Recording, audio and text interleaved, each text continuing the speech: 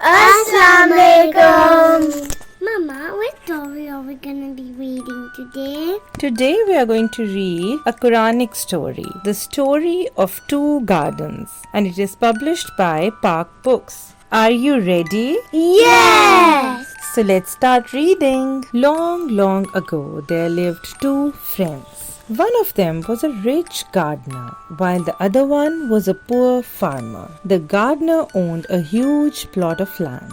He cultivated his land very ably and developed it into two beautiful and blooming gardens. They were full of flowers and all kinds of fruits, especially grapes and dates. The vineyards were set about with palm trees and watered by a running stream. Whenever the gardener would visit his gardens, he would be thrilled by seeing trees laden with ripe fruits.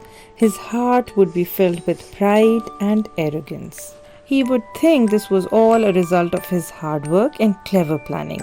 He would ignore the fact that his entire fortune was actually a blessing from Allah.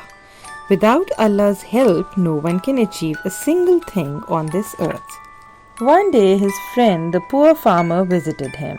The gardener took him around his beautiful garden and proudly said to him, I am richer than you, and my clan is mightier than yours. Looking at his gardens, he continued, Surely this will never perish. Puffed up with the evil of wealth, he went on denying the day of judgment. Nor do I believe that the hour of doom will ever come. Then he added, Even if I return to my Lord, I shall surely find a better place than this.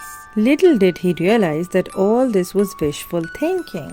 When the poor farmer noticed that his friend was behaving in a wicked way, he tried to correct him. He added, Have you no faith in him who created you from dust, from a little germ and fashioned you into a man? The poor man went on, As for myself, Allah is my Lord, and I will associate no one else with him.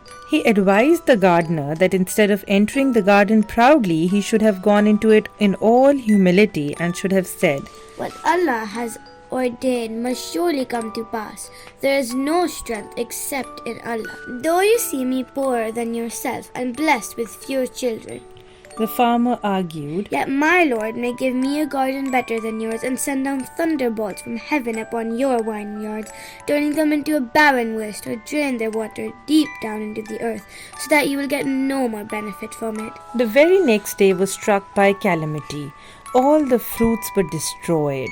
The gardener wrung his hands with grief at all that he had spent on them, for the vines had tumbled down upon their trellises. On seeing this, he realized his mistake and cried, Would that I had served no other gods beside my Lord. The end. So what do you think is the moral of the story? I think the story is meant to teach believers of Allah to never speak proudly, but to say in all humility, whatever Allah has ordained must surely come to pass, because there is no power to save but Allah. Indeed. So let's say your bedtime prayers. A'udhu billahi minash shaitanir rajim.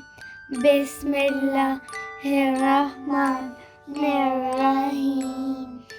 Allahumma bismika amutu wa ahya.